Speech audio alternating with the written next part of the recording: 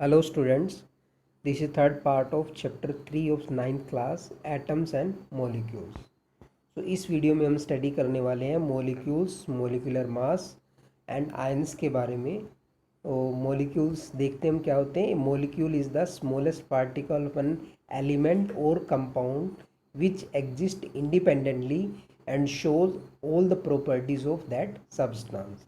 तो जैसे आपको एटम का बताया था कि एटम्स का इंडिपेंडेंट एग्जिस्टेंस हो भी सकता है, नहीं भी हो सकता, बट मॉलिक्यूल का होता है और वो उस सब्सटेंस की सारी प्रॉपर्टी को शो करता है। तो आप कैसे डिफाइन करोगे मॉलिक्यूल को? It is a group of two और more elements that are held together by attractive forces या बॉन्ड्स। तो एटम्स ऑफ सेम एलिमेंट और different elements they can join together to form molecules. तो नीचे जो right side में आपकी image दिखाई गई है, ऊपर है हाइड्रोजन, ऑक्सीजन, नाइट्रोजन, क्लोरीन। ये जो मॉलिक्यूल्स है ये सेम एलिमेंट के एटम से मिलके बने हैं। और जो इनके जस्ट नीचे है NO, nitrogen oxide, H2O hydro water, NO2 nitrogen dioxide, CO2 carbon dioxide, ये डिफरेंट एलिमेंट्स के एटम है वो ज्वाइन करके मॉलिक्यूल बना रहे हैं।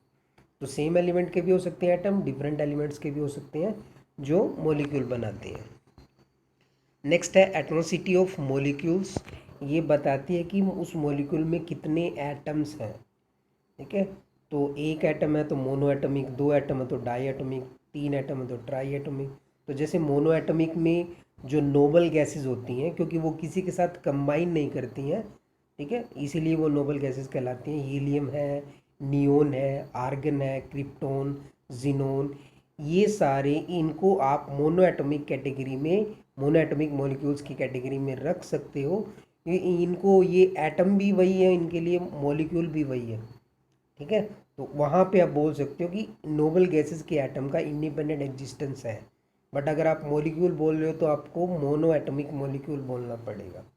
ठीक है, वैसे तो डेफिनेशन में बताया गया था कि दो या दो से ज़्यादा जब एलिमेंट्स कंबाइन करते हैं तभी मॉलिक्यूल बनता है।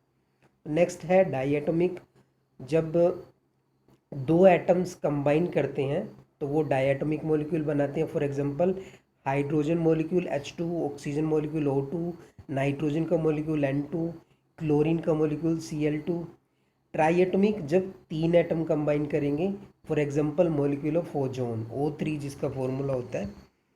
नेक्स्ट है टेट्राएटमिक। टेट्राएटमिक वो होते हैं जिनमें चार एटम्स कंबाइन करते हैं। फॉर एग्जांपल फॉस्फोरस का जो मॉलिक्यूल है वो P4 इस फॉर्म में एग्जिस्ट करता है नेचर में। इसके बाद नेक्स्ट कैटेगरी आती है polyatomic.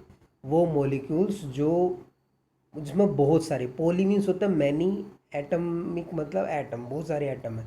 For example sulphur molecule है, नेचर में जिस फॉर्म में पाया जाता है वो होती है S8, मतलब 8 सल्फर के एटम्स एक दूसरे से ज्वाइन होके ये मॉलिक्यूल बनाते हैं। तो ये पॉली एटॉमिक वाली कैटेगरी में आ जाएगा। नेक्स्ट हम देखते हैं मॉलिक्यूल्स ऑफ कंपाउंड। तो molecule of a compound contains atoms of two और more different types of elements. यहाँ नीचे कुछ एग्जांपल्स आपको बता रखे हैं। जैसे आप बात कर रहे हैं कंपाउंड वाटर की, फॉर्मूला है H2O, तो कंबाइनिंग एलिमेंट्स क्या है? Hydrogen and oxygen. अब इनके नंबर देखेंगे, number of atoms of each element, तो there are 2 hydrogen atoms and 1 oxygen atom. ठीक है, सिमिलरली अमोनिया की अगर बात करो, फॉर्मूला है NH3, कंबाइनिंग एलिमेंट्स हैं नाइट्रोजन एंड हाइड्रोजन, तो there is 1 nitrogen atom and 3 hydrogen atoms. ऐसे ही कार्बन डाइऑक्साइड में अगर आप देखते हो CO2, combining elements carbon and oxygen है। नंबर ऑफ एटम्स देखते हैं तो 1 atom of carbon and 2 atoms of oxygen. ठीक है, ऐसे ही बाकी एग्जाम्पल भी आप देख सकते हो। जैसे लास्ट में सल्फ्यूरिक एसिड का एग्जांपल आपको दिया H2SO4, तो कंबाइनिंग एलिमेंट्स यहाँ तीन है, हाइड्रोजन है, सल्फर है, ऑक्सीजन है। There are 2 atoms of hydrogen, 1 atom of sulphur and 4 atoms of oxygen, वो कंबाइन कर रहे हैं, तब फिर क्या बन रहा है? ये सल्फ्यूरिक एसिड जो कंपाउंड है वो बन रहा है। नेक्स्ट है मोलिकुलर मास या फॉर्मूला मास, यूनिट मास, वो कैसे निकालते हैं? ठीक है, ये बहुत ही सिंपल, अगर आपको एटमिक मास याद हो गया है तो ये मोलिकुलर मास निकालना आपके लिए बहुत ईजी है।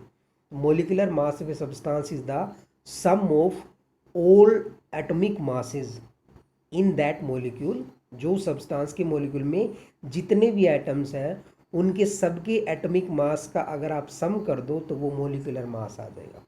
ठीक है, और मॉलिक्यूलर मास को हम एक्सप्रेस करते हैं एटॉमिक मास यूनिट में। तो सिंपल एटॉमिक मास के पीछे आपने लिखना है, जैसे एटॉमिक मास के पीछे यू लिखते थे ऐसे ही मॉलिक्यूलर मास के पीछे भी आपने यू लिखना है।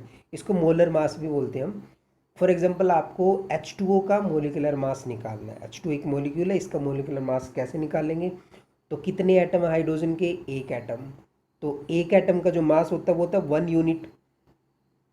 कितने एटम ऑक्सीजन के? हाइड्रोजन के 2 एटम्स हैं तो एक का मास हुआ 1, ऑक्सीजन का एक एटम है और 1 एटम ऑफ ऑक्सीजन का मास होता है 16 यूनिट। तो मॉलिक्यूलर मास ऑफ हाइड्रोजन हो गया, पहले आप करोगे 1 इंटू टू। 1 इंटू टू इसलिए किया क्योंकि 1 मास है हाइड्रोजन का, इससे 2 से मल्टीप्लाई इसलिए करोगे because there are 2 atoms of hydrogen, plus 16, यहाँ पे 16 आएगा, बाई मिस्टेक यहाँ 10 लिखा गया है। तो 2 + 16 हो गया 18 unit, that is the molar mass of water. इसी तरीके से आपको नाइट्रिक एसिड का निकालना है, HNO3 जिसका फॉर्मूला है। ठीक है, हाइड्रोजन का मास होता है 1, नाइट्रोजन का मास होता है 14 यूनिट, ऑक्सीजन का मास होता है 16 यूनिट। तो 1 एटम हाइड्रोजन का है तो 1 इंटू 1 1 हो गया, प्लस 1 इंटू 14 14 हो गया, plus 16 into 3 because there are 3 atoms of oxygen, तो 16 को आप 3 से मल्टीप्लाई कर दोगे।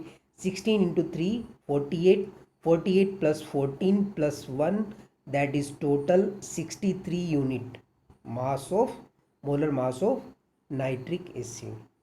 तो ये लर्न कर लेना आप कैसे ये निकालना है, आपकी जो नेक्स्ट जो क्लास होगी उसमें आपसे पूछे जाएंगे। नेक्स्ट फिर हम बात करते हैं आयंस की। तो जो कंपाउंड्स होते हैं जिनमें मेटल्स एंड नॉन मेटल्स के एलिमेंट होते हैं वो चार्ज्ड पार्टिकल्स को कंटेन करते हैं और इन चार्ज पार्टिकल्स को हम बोलते हैं आयंस। इसको समझने के लिए आप NaCl का एग्जांपल ले सकते हो, कॉमन सोल्ट जो हम यूज़ करते हैं। Na एक मेटल है और Cl एक नॉन मेटल है।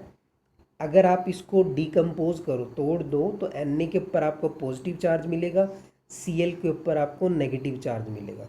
तो जो चार्ज्ड पार्टिकल्स होते हैं उनको हम आयंस बोलते हैं। तो there are 2 types of ion, positive ions and negative ions. तो पॉजिटिव आयन जो होते हैं उनको कैटायंस कहा जाता है और जो नेगेटिवली चार्ज्ड आयंस होते हैं उनको अनायंस कहा जाता है।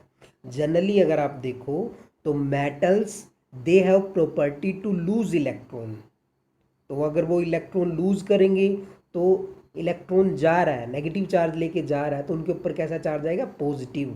तो मेटल्स जनरली कैटायंस बनाते हैं और जो नॉन मेटल्स होते हैं they have ability to gain electron, they are electronegative, उनको ज़रूरत होती है इलेक्ट्रॉन की, तो वो इलेक्ट्रॉन गेन करते हैं और उनके ऊपर कैसा चार्ज आता है? नेगेटिव चार्ज आता है, तो वो जनरली एनायंस बनाते हैं। नेक्स्ट आपको वैलेंसी बताई गई है। वैलेंसी होती है the combining capacity of element, मतलब वो कितने और उनके साथ कंबाइन कर सकता है, उसको उसकी वैलेंसी कही जाती है। तो यहाँ आपको वैलेंसी वाइज कुछ आयंस के एग्जांपल बताए हैं, जैसे sodium ion, potassium ion, silver ion, copper ion. इनकी वैलेंसी 1 देखो, कॉपर की वैसे 1 और 2 दोनों हो सकती हैं। तो ये होते हैं 1 वैलेंसी वाले जो आयन आपको दिखाए गए। पॉजिटिव है सारे तो कैटायंस हैं, ठीक है, और इनको हम बोलते हैं मोनोवैलेंट, मतलब जिनकी वैलेंसी 1 हो। ऐसी 2 वाले दिखाए गए आपको, मैग्नीशियम 2 पॉजिटिव लिखा है इसके ऊपर, calcium 2 positive, zinc 2 positive, Fe 2 positive. Iron जो होता है वो 2 पॉजिटिव में भी हो सकता है, 3 पॉजिटिव में भी। फेरस और फेरिक आयन बोलते हैं उनको। Fe2 पॉजिटिव को फेरस आयन, Fe2 पॉजिटिव को फेरिक आयन, Fe3 पॉजिटिव को फेरस आयन। कॉपर है, कॉपर 2 पॉजिटिव में भी दिखा रखा आपको, ठीक है। तो ये 2 जो 3 जो ऊपर लिखा होता है ये वैलेंसी को शो करता है। पॉजिटिव मीन्स इसने इतने इलेक्ट्रॉन लॉस किए हैं, जैसे Na के ऊपर 1 पॉजिटिव लिखा है मतलब इसने 1 इलेक्ट्रॉन लॉस किया है। मैग्नीशियम के ऊपर 2 पॉजिटिव लिखा है मतलब इसने 2 इलेक्ट्रॉन लॉस किए हैं।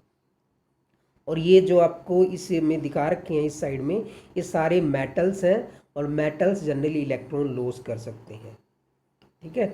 इधर हाइड्रोजन का दिखा रखा है, हाइड्रोजन पॉजिटिव भी है, हाइड्रोजन नेगेटिव भी है, ले भी सकता है इलेक्ट्रॉन, दे भी सकता है। Cl नेगेटिव, ये एक नॉन मेटल है जो इलेक्ट्रॉन लेता है। ब्रोमीन नेगेटिव, आयोडीन नेगेटिव, ठीक है। ऑक्सीजन O2 नेगेटिव, 2 इधर लिखा गया, O के ऊपर 2 नेगेटिव है। अमोनियम आयन है NH4 पॉजिटिव, हाइड्रोक्साइड आयन है OH नेगेटिव, नाइट्रेट है NO3 नेगेटिव। तो ये जिनके ऊपर भी पॉजिटिव या नेगेटिव चार्ज होता है वो आयंस कहलाते हैं, ठीक है। वैलेंसी ये थोड़ा समझने में आपको शायद टाइम लगेगा। ये नेक्स्ट क्लास में हम आगे चैप्टर को कंटिन्यू करेंगे। यहाँ तक अगर आपको कोई भी डाउट लगता है तो आप पूछ सकते हैं। Thank you.